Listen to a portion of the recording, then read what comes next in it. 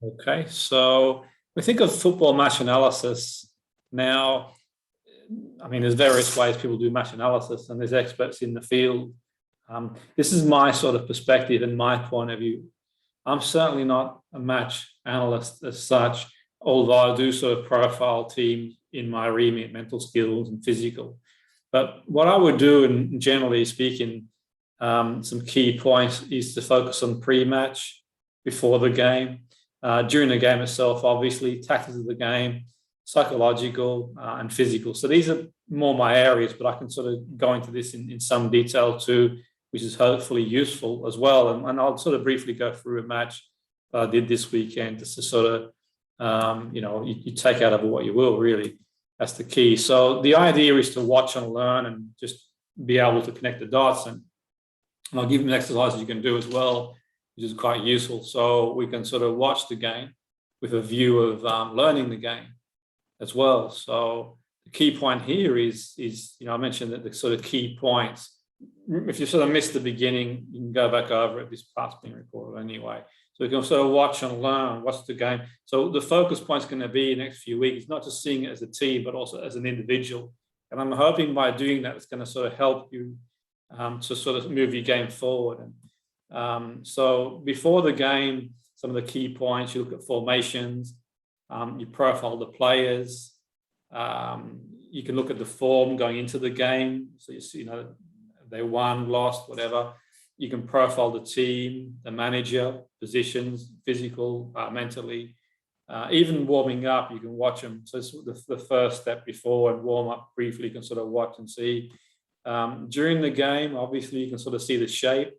And this is an exercise I'm going to give you at the end. I want you to sort of be able to identify the shape just by watching a game, like I'll do an example later on.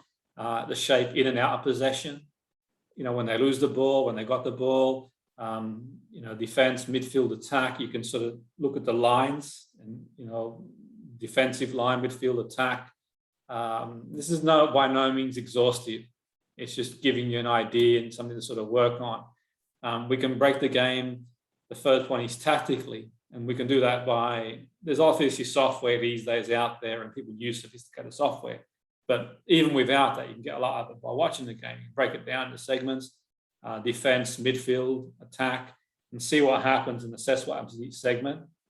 So, for example, tactics would be the counter-attack, and the counter-attack involves dropping deep, allowing the opposition to have the ball, come for the ball, committing players forward, leaving gaps behind as they go. So the aim of the counter-attack is to take the ball off the opposition, with pace, exploit the space and attack and score. Yourselves, you all play at a very high level. Example, tactic, you've got tiki-taka, high press. But anyway, what I did very briefly is this game on the weekend for you. This is some key points. We're going to touch on these.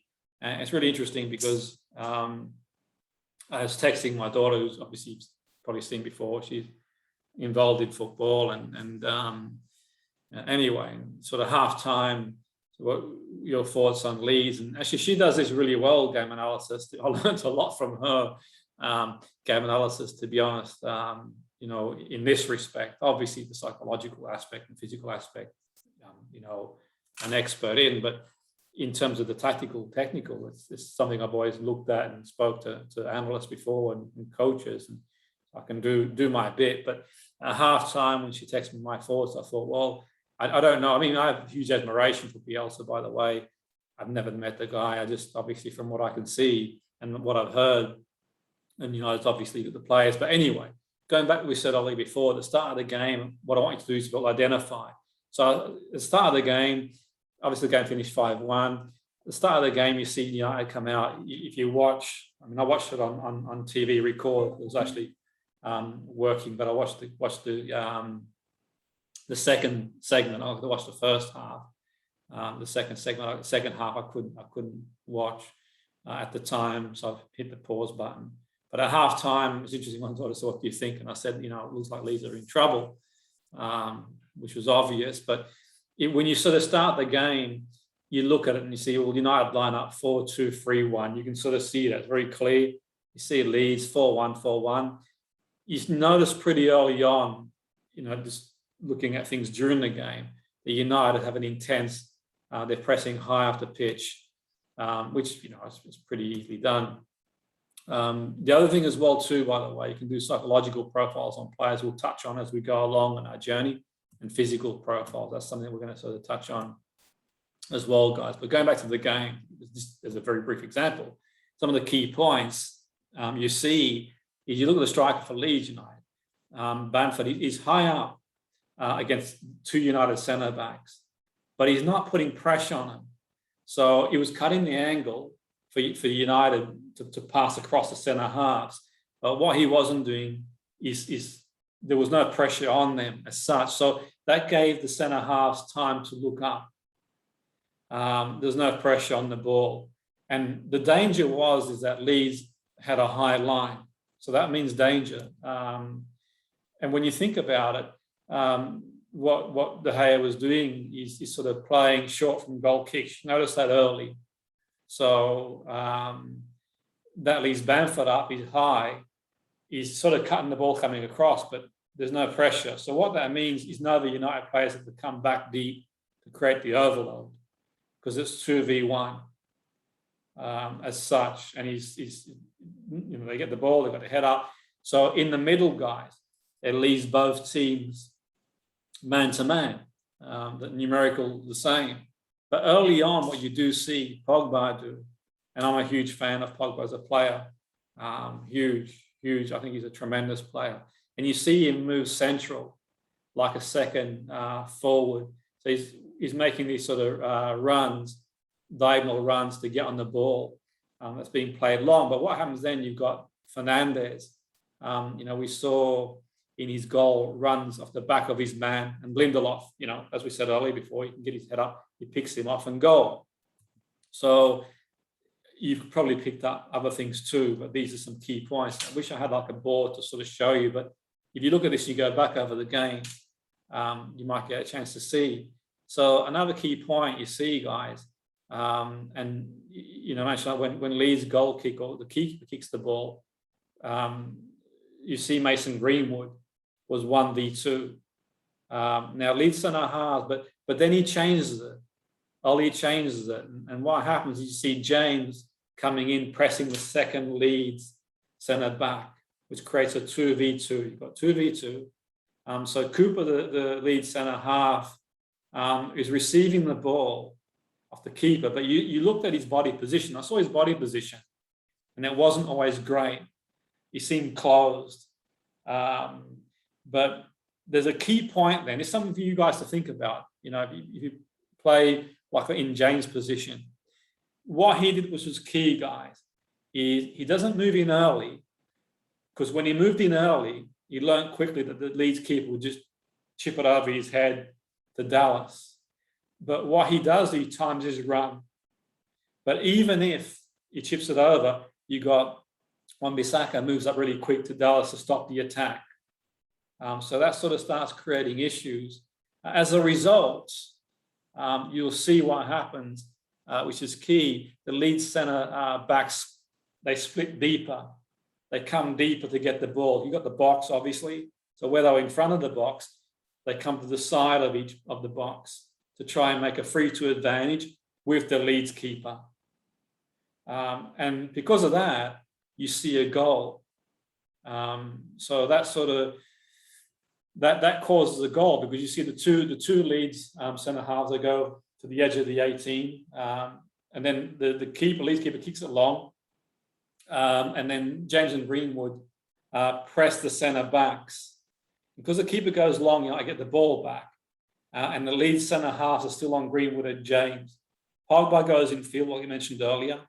Fernandes makes the runs between Leeds centre backs. Bang, goal.